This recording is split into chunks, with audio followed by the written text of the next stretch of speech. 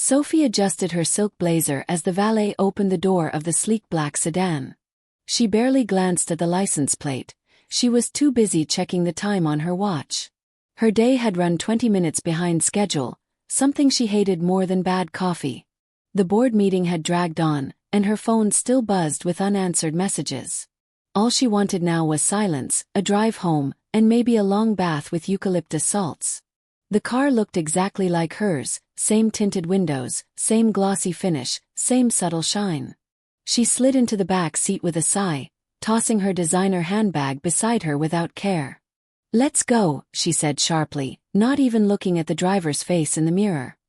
But the car didn't move right away, and that small pause made her raise an eyebrow. The man behind the wheel turned his head slightly, as if surprised to hear her voice. Sophie finally looked up, her eyes meeting unfamiliar brown ones in the rearview mirror. For a second, her brain dismissed it, searching for an explanation that made sense. Maybe her usual driver had called in sick and the hotel sent a replacement. Maybe her assistant had forgotten to text her the change, which annoyed her even more. But the strange driver said nothing, his hand resting tensely on the steering wheel. The silence thickened around them like fog over a harbor. "Didn't you hear me?" she snapped, leaning forward a little. "I said we can go, I'm already late, take me to Bayview Crescent, same as always." Her voice carried that calm authority of someone used to being obeyed. She watched his shoulders stiffen, like he was suddenly unsure of his own next move. "Bayview Crescent," he repeated slowly, as if tasting the words for the first time. Something in his tone made a chill run down her spine, fast and instinctive. Her fingers curled around the leather strap of her handbag, suddenly more aware of it. The city noises outside seemed to fade, replaced by the pounding of her own heartbeat.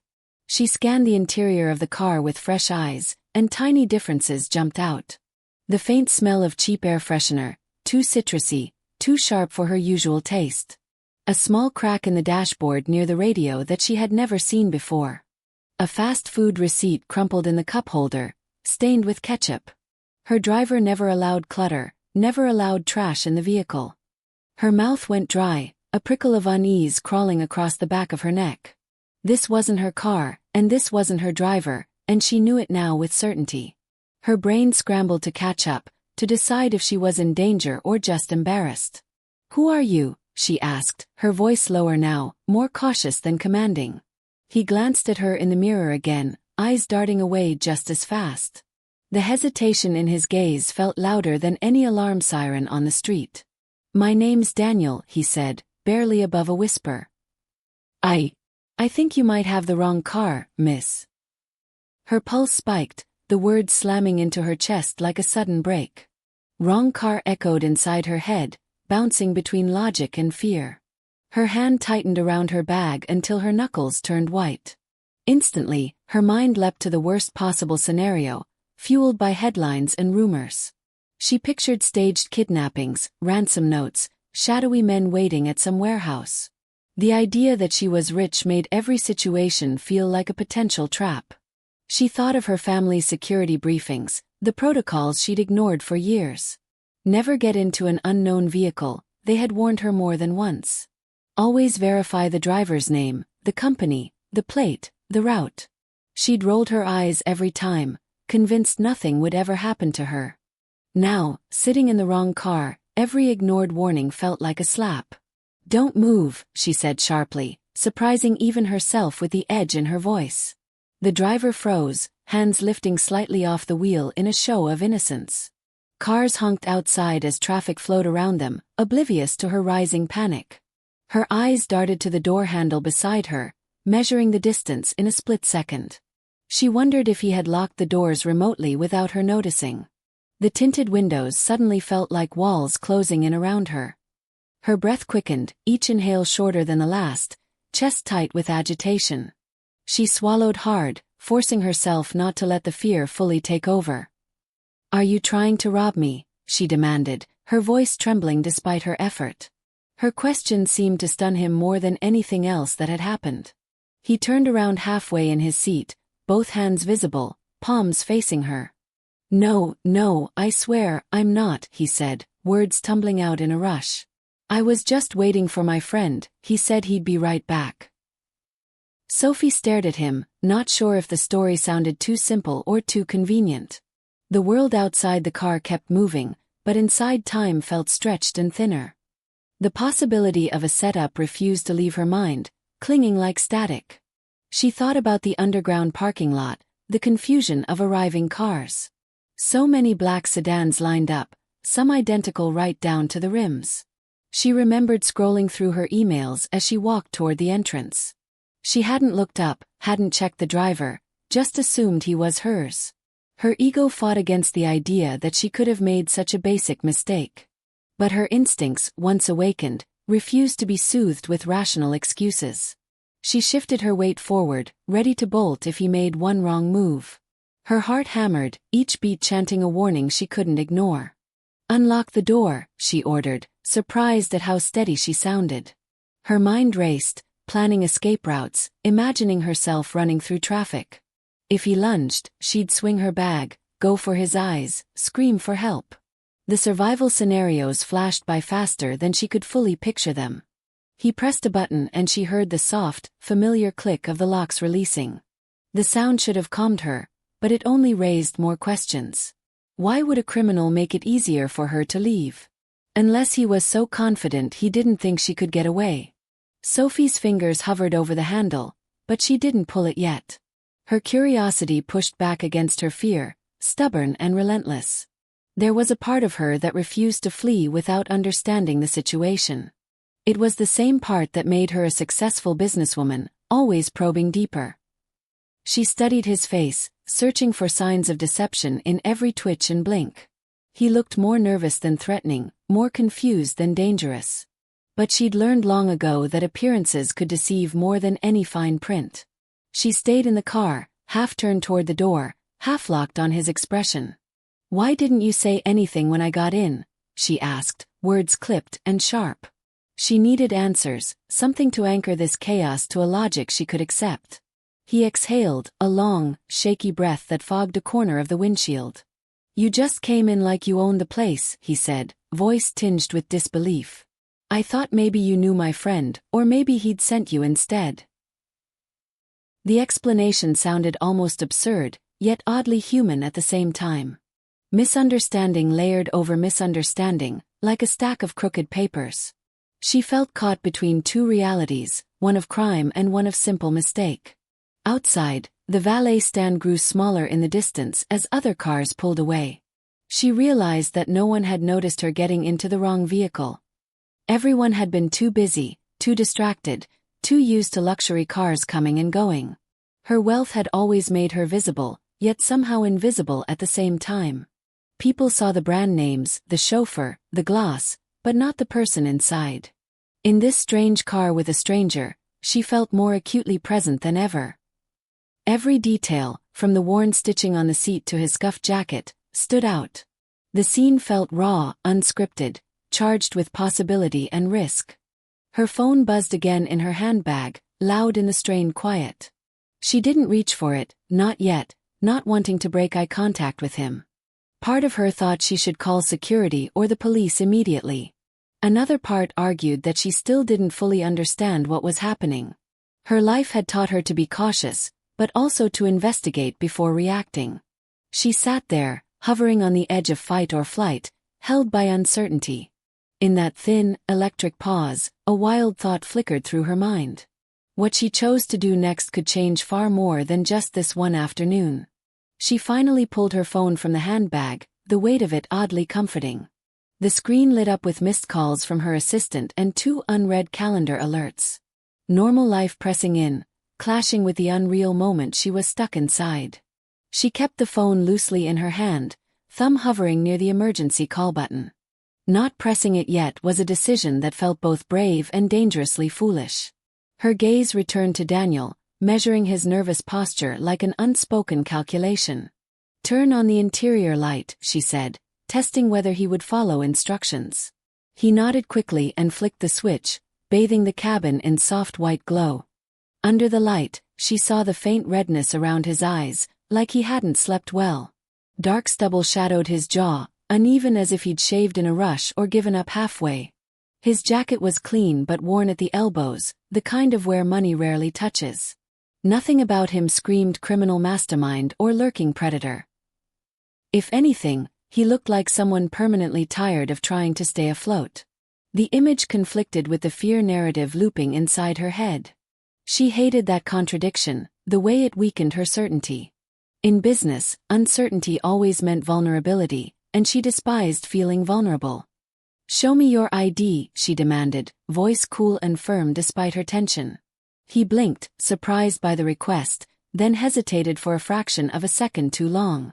Her muscles tensed, instantly ready to bolt at the smallest wrong movement. Slowly, deliberately, he reached into his jacket pocket and pulled out a worn wallet. He opened it and turned it around so she could see from the back seat. A simple provincial driver's license, name Daniel Mercer, address a few blocks away. Not a fake movie prop, not a suspicious document, just painfully ordinary. Still, she photographed it with her phone, the click startling them both. "I'm sending this to my security team," she said, eyes fixed on the screen. She forwarded the photo along with a brief message explaining her situation. Her heart beat slower now, comforted slightly by the feeling of backup on the way. Daniel swallowed hard, nodding as though accepting her precautions without protest. "I get it," he murmured, gaze drifting toward the windshield. The words sounded genuine, free of sarcasm or irritation. That small respect for her fear softened the sharpest edge of her suspicion. But caution didn't vanish, it merely settled into a quieter, watchful state. "So you were waiting for a friend," Sophie said, trying to reconstruct his story. She wanted to see if it held steady under questioning. He nodded, fingers nervously tapping the steering wheel once, then stopping. "Yeah. Kyle." He ran back into the building to grab something he forgot. "Why were you sitting in this exact spot?" she pressed. "Valets told us to pull over here and wait to avoid blocking traffic." The explanation slipped into place with frustrating plausibility. Every answer he gave made the situation feel more like a mistake than a threat. "And he hasn't come back yet because?" she asked, raising an eyebrow. Daniel glanced toward the crowded entrance as though expecting to see someone emerge. "He takes forever with anything," he said with a strained half-smile. Sophie studied him again, looking for cracks in the story, signs of rehearsed deception. She found none, only mild embarrassment and lingering nerves reflecting her own. She felt the tension between her initial terror and the growing chance of human error. The mental shift unsettled her more than staying afraid would have. It forced her to admit she might have overreacted, a rare discomfort for her proud nature. Her phone chimed with a reply from her security coordinator. They confirmed the license matched public records, no criminal flags appeared. Relief loosened a tight band around her chest, though she exhaled quietly to hide it. Daniel noticed the change in her posture, her shoulders lowering a fraction. "So I'm really not a criminal," he said lightly, attempting humor. The joke fell a bit flat, but its awkwardness felt oddly endearing. Sophie surprised herself by letting out a small, unguarded laugh. It was the first laugh she'd allowed all day. Still, the reality remained. She was sitting in the wrong car. An almost comical mistake made catastrophic by the wealth gap perceptions between them. She shifted fully back into her seat, easing away from the open door. "I think we both scared each other pretty badly," she admitted. "Yeah," he replied, rubbing the back of his neck. "That's one way to put it." The mutual tension formed a strange bridge of shared discomfort between them. Two strangers thrown together by a simple mix-up neither had planned. The irony of the moment slowly crept into her awareness. From outside, a tall man in a hoodie hurried toward the car, waving apologetically. "Kyle," Daniel muttered in recognition, his voice lifting with relief. The friend slowed when he noticed Sophie in the back seat, confusion crossing his face. Who is this?" Kyle asked, peering through the tinted window. Sophie met his gaze calmly, her earlier fear now buried behind dignity. "I'm the person who got into the wrong car," she said matter-of-factly. Kyle's eyes widened, then darted between Sophie and Daniel in dawning comprehension. "Oh man, this is awkward," he said under his breath. Daniel explained the mistake quickly. gesturing between the car and the valet stand. Kyle burst into embarrassed laughter, though he quickly tried to stifle it. "I can't believe this happened," he said, shaking his head. Sophie watched the exchange, the ordinary friendship between the two men grounding her. No criminals, no grand schemes, just two average people caught in a bizarre situation. The normalcy felt strange against the storm of fear she'd built inside herself earlier. She wondered how often her assumptions built entire fictions out of thin air. And how many innocent moments she'd likely misread in the past. She shifted forward and formally extended her hand to Daniel from the back seat. "Sophie Laurent," she introduced herself, as if at a business meeting. He froze for a split second, surprised by the gesture, then accepted the handshake. "Daniel," he repeated, this time with more confidence. Their hands met briefly, firm and warm, the tension easing from the contact. Something subtle passed between them in that shared moment of resolution. Not romance, not trust yet, but a quiet respect forged from misunderstanding. A recognition that human connection can emerge even from fear. Kyle cleared his throat awkwardly, clearly ready for all of them to move on. "Guess you probably need your real car, right?" he said. Sophie nodded with a small smile, already feeling the surreal episode becoming memory. "Yes, I do," she said, gathering her handbag from the seat beside her. Before opening the door, she paused and looked back at Daniel. Her thoughts hesitated on something she hadn't expected to feel: curiosity. She wanted to say something meaningful, something that acknowledged the strange encounter. Instead, only a simple sentence came out: "I'm glad this ended the way it did." Daniel offered a small, sincere nod as she opened the door to step out. The noise of the street rushed back in, louder and brighter than before. For a moment, the city felt unfamiliar, as if she were re-entering a life paused mid-scene. Kyle apologized again under his breath as Sophie moved away from the car. She waved it off gently, more emotionally tired than upset by the ordeal. Across the valet lane she spotted her actual sedan, parked 2 spaces down. Her real driver, Mark, stood beside it, scanning the crowd with growing concern. He locked eyes with her, relief instantly washing over his normally stoic face. "Ms. Laurent, where have you been?" Mark asked, hurrying to her side. "We couldn't find you, and your assistant started calling the hotel security." Sophie exhaled and gave a brief, controlled smile. "Simple mistake," she replied. "I got into the wrong car." Mark blinked, clearly not expecting such a straightforward explanation. "You're sure everything is all right?" he pressed, protective instinct obvious in his tone. "Yes," she said firmly, "everything is fine." Though inside, she knew the emotional ripples were far from settled. As Mark opened her door, she hesitated one more time and glanced back. Daniel and Kyle were still standing by their vehicle, whispering animatedly. Kyle gestured wildly while Daniel kept shaking his head, embarrassed. From the distance, the two looked completely ordinary, no hint of the tension past moments ago.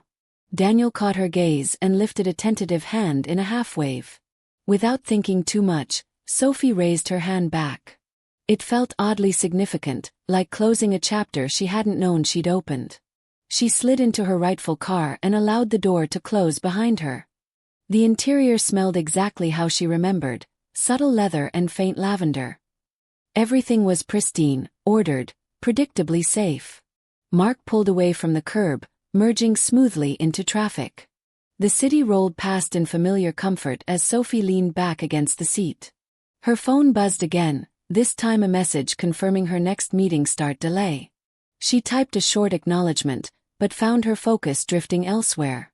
Her mind replayed Daniel's nervous face, his mixture of honesty and unease. She felt unsettled by how deeply the encounter lingered. She stared out the window, crowds flowing by like a living river. So many people moved through the streets, each with stories she never considered. Usually, her life kept her insulated, surrounded by assistants, drivers, meeting rooms. Strangers approached her as a brand name rather than a person. Yet Daniel had seen her before knowing what she represented. To him she'd just been a woman in the wrong seat, not a billionaire heiress. That realization made something quietly shift inside her. It was oddly liberating to imagine being unknown, even briefly. She found herself wondering about Daniel's life with surprising intensity. Where he worked, what dreams he postponed to pay rent and bills. Whether he truly waited for unreliable friends often or if that was rare. She questioned why his unsettled eyes had stayed with her so clearly. There was no logic behind the curiosity, only a gentle tug in her chest. Sophie dismissed the thought at first, attributing it to stress aftermath. Adrenaline often created strange emotional attachments, she reasoned. But the more she tried to shrug it off, the stronger her imagination became. Mark's voice pulled her back to the present. "Are you certain you don't need to go home first?" he asked. The security team suggested taking a break. She hesitated, considering the option seriously. Her calendar screamed for her attention, commitments stacked like dominoes. Yet for once, exhaustion eclipsed ambition. "Yes," she said slowly. "Let's go home." The words felt like permission she rarely gave herself. During the drive, she scrolled through the photo she had taken of Daniel's license. She hadn't deleted it yet, noticing that detail only now. Her thumb hovered over the trash icon but didn't press it. Part of her justified keeping it as documentation of the event. Another part, more honest and far less structured, admitted she just wasn't ready to let it go. She wondered if he'd thought about her after she left the car. The idea made her smile despite herself. She locked her phone screen and leaned into the ride. At her waterfront home, everything gleamed as usual. Glass walls reflected the afternoon sun like polished mirrors. Staff greeted her softly, concern flickering behind courteous professionalism. She reassured them quickly and retreated upstairs without detail. In the quiet of her bedroom, she slipped off her shoes and sat on the bed. Only then did the emotional weight finally settle. Her hands trembled slightly, delayed reaction catching up with her bravado. What could have been danger had ended in nothing more than confusion. She lay back, staring up at the ceiling, replaying the moment she'd accused Daniel. The fear in her voice echoed in her mind, sharper than she liked to remember. Had he felt humiliated, insulted, unfairly judged? She winced at the possibility. Her wealth had trained her to be cautious, but also quick to suspect. She wondered how many people bore the quiet weight of her guarded instincts. That thought unsettled her more than the encounter itself. Self-reflection was not a luxury she often indulged in. Later that evening, she sat alone on her balcony with a mug of chamomile tea. The city lights shimmered below like fallen constellations. She pulled out her phone again, scrolling to the photo once more. Logic battled impulse inside her chest. She didn't owe the stranger anything, the situation was resolved. But closure felt incomplete, like a story severed before its natural ending. Before she could overthink further, she composed a brief message. She sent it through a local rideshare support portal, asking to pass along her thanks to Daniel. The moment the message delivered, a strange nervous flutter filled her stomach. She told herself she hadn't crossed any personal lines. Gratitude was polite, considerate, nothing more. Yet she remained on the balcony long after sending it, tea cooling untouched. She listened to distant traffic and wondered if he would even receive the message. And if he did, whether it would mean anything to him. In the depth of her thoughts, she felt a quiet anticipation take root. A subtle awareness that their brief collision might not be finished yet. The next morning arrived softer than Sophie expected, sunlight slipping gently through the curtains. She woke still thinking about the encounter, the memory woven straight into her first breath of the day. Downstairs, her usual routine waited, breakfast prepared, schedules printed, phone notifications stacked. Yet everything felt oddly off-tempo, like a familiar song played at a slower speed. She moved through her preparations distracted, barely tasting the fresh fruit in front of her. Mark noticed her distant expression as he prepared the car for their departure. "Rough night?" he asked gently from the doorway. "Just a strange day yesterday," she replied, choosing simplicity over explanation. During the drive to her first meeting, her phone vibrated with an unfamiliar notification tone. She glanced down casually, expecting another update from her assistant or security staff. Instead, a new message preview appeared, routed from the same support portal she had used. It was brief but unmistakably from Daniel. His words were polite, almost overly careful, thanking her for reaching out. He added that the experience had shaken him as much as her, though for different reasons. The sincerity threaded through the short message hit her harder than she'd anticipated. Her lips curved upward before she realized she was smiling in the back seat. She read the message more than once, noticing the lack of flamboyance or flourish. No flirtation, no assumptions, just genuine acknowledgement. It felt refreshing in a way most interactions in her life weren't. So many people spoke to her with agendas hidden behind courtesy. Daniel had nothing to gain and made no attempt to gain it. The clarity eased some pressure she didn't know she carried daily. Without quite deciding to, Sophie composed a reply. She simply wrote that she was glad he was safe and wished him well. The rest of the morning unfolded in a blur of handshakes and presentations. She spoke automatically, her professional mask settling perfectly into place. Yet in the gaps between conversations, her thoughts slipped back to the stranger. She wondered what he'd be doing at that exact moment. Driving to work, standing in line for coffee, checking his phone for unexpected messages. Each image humanized him further in her mind. By lunchtime, she caught herself staring at her phone more than her plate. The realization made her quietly laugh at herself. Back home later that afternoon, an unusual restlessness lingered in her chest. Her massive living space felt too still, too empty. Normally she cherished the silence, but today it seemed louder than sound. She walked from room to room, aimless, thoughts looping back again and again. Finally, she stopped pacing and sat at her desk, heart beating harder than any meeting had caused. The impulse she had resisted sharpened into clarity. She wanted to see him again, not by accident, but by choice. The thought startled her with both excitement and unease. She reopened the portal and asked if further contact could be forwarded. Within minutes, a reply arrived explaining company policies, no direct sharing of personal details. Sophie sighed. Part of her expected that answer. But policy didn't dull determination, it tended to focus it. She wasn't used to being told impossible, she always looked for alternative routes. She recalled the address on Daniel's license, still faintly memorized. The idea of using it felt invasive, crossing ethical lines she respected. Yet curiosity tugged against restraint in a tense standstill. Instead of acting impulsively, she settled on something simpler and safer. She returned to the valet area that evening, arriving at nearly the same hour as before.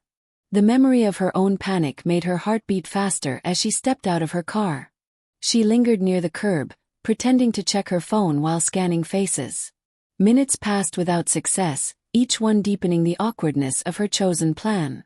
Her logic told her to leave and accept the randomness of the event. Yet she remained, held by a hopeful thread she didn't want to sever yet. Then a familiar voice floated through the air behind her. "Hey, Sophie, right?" She turned, pulse jumping at the sound. Daniel stood a few steps away holding 2 takeaway cups of coffee. His eyes widened in equal surprise at seeing her there. "You remembered my name," she said, genuinely moved by the small detail. "Kind of hard to forget," he answered with a shy, crooked smile. The coincidence layered disbelief over relief in her chest. A tiny laugh escaped her before she could stop it. They stood uncertainly for a second, strangers again but tethered by shared memory. Daniel hesitated, then awkwardly offered her one of the coffees. I'd already ordered it," he said quickly, clearly flustered. She accepted the cup with a smile, wrapping her hands around the warm surface. "Thank you," she replied, meeting his eyes. The atmosphere shifted from chance to choice in that silent exchange. She realized neither of them had planned this encounter, yet both welcomed it. Something quietly rare was unfolding between them. They walked toward a small bench near the entrance, sitting side by side. The city moved around them just as it had the day before. This time, however, tension gave way to tentative comfort. They spoke about mundane things, traffic, weather, work frustrations. Each ordinary topic bridged the gap between their vastly different worlds. Sophie found herself relaxing more with every exchanged sentence. Daniel's natural ease, once past his nerves, soothed something deep within her. For the first time in a long while, she felt simply present. She glanced at him sideways, suddenly aware of how unusual the moment was. A billionaire heiress sharing coffee with a stranger she'd almost accused of a crime. The absurd contrast made her grin. Daniel noticed and tilted his head. "What?" he asked. She shook her head lightly. "Just thinking how strange life can be sometimes." He nodded, eyes warm. "Yeah, it really can." They sat quietly for a few moments, sipping coffee while the world flowed around them. The comfortable silence felt different from the awkward stillness of their first encounter. Now it carried ease, as if neither felt the need to perform or explain. Sophie studied Daniel's profile in the fading light, unnoticed by him. He looked calmer than before, the tension from the misunderstanding finally gone. She realized she felt calmer too, less guarded, less compressed by invisible rules. In that simple space beside a stranger, she felt unusually free. It surprised her how quickly that feeling surfaced.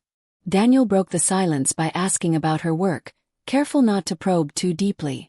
She offered a softened version of the truth, stating she managed investments and companies. He nodded with curiosity rather than awe, exactly as she had hoped he would. In return, he spoke honestly about his job at an auto repair shop nearby. Long hours, unpredictable pay, and the constant juggle to stay ahead of expenses. He talked without embarrassment, just quiet realism. Sophie listened closely, absorbing details of a life so distant from her own routine. The contrast didn't create tension, it created fascination. As the conversation drifted, laughter slipped naturally between them. Jokes came easy without effort or calculation.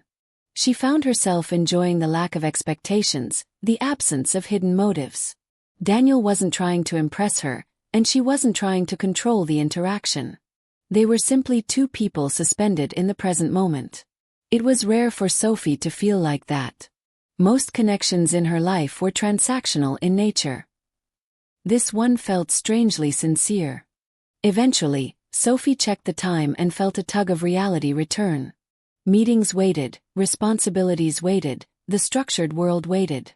She rose from the bench reluctantly, coffee cup empty and heart unexpectedly full. "I should go," she said softly. Daniel stood as well, mirroring her hesitation. "Yeah, of course," he replied. Neither wanted to admit they weren't quite ready for the moment to end.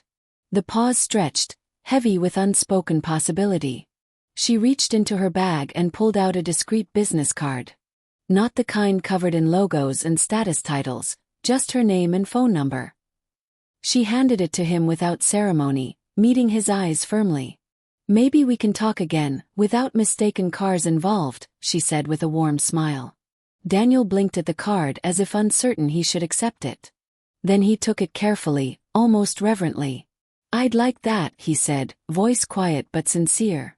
The word sparked something gentle and electric in her chest. They exchanged a brief goodbye before heading toward separate directions. As Sophie slid into her waiting car, she glanced back one last time. Daniel was still standing on the curb, watching her leave. When their eyes met again, he lifted his hand in a small, genuine wave. She returned it, a soft smile lingering on her lips. The car pulled away, carrying her back into polished schedules and guarded routines.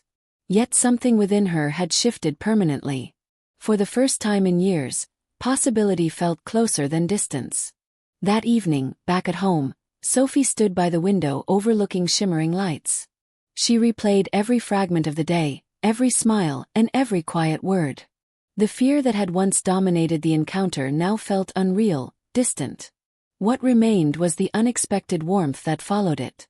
She realized that sometimes, the most meaningful connections begin in chaos. Not through grand plans or perfect circumstances, but through accidental crossings. The irony made her laugh softly to herself. Life had a way of surprising even the most carefully controlled hearts.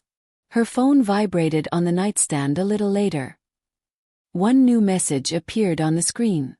It was from an unfamiliar number, Daniel's, unmistakably. "I hope this isn't too soon," the message read, "but I just wanted to say I enjoyed today more than I can explain." Her smile emerged instantly. She typed back without hesitation, that guarded part of her finally quiet. "So did I. I think the surprise worked in our favor." As she placed the phone down, a sense of quiet happiness settled around her. It wasn't overwhelming or unrealistic, just warm and genuine. She knew challenges would come, differences would surface, worlds would collide. But for now, she allowed herself to enjoy the beginning of something unexpected. A reminder that life's most powerful turns often come unannounced. Not from mistakes we avoid, but from the ones we walk directly into. She took one deep breath and let the thought linger. Sometimes, the wrong car leads you exactly where you're meant to be.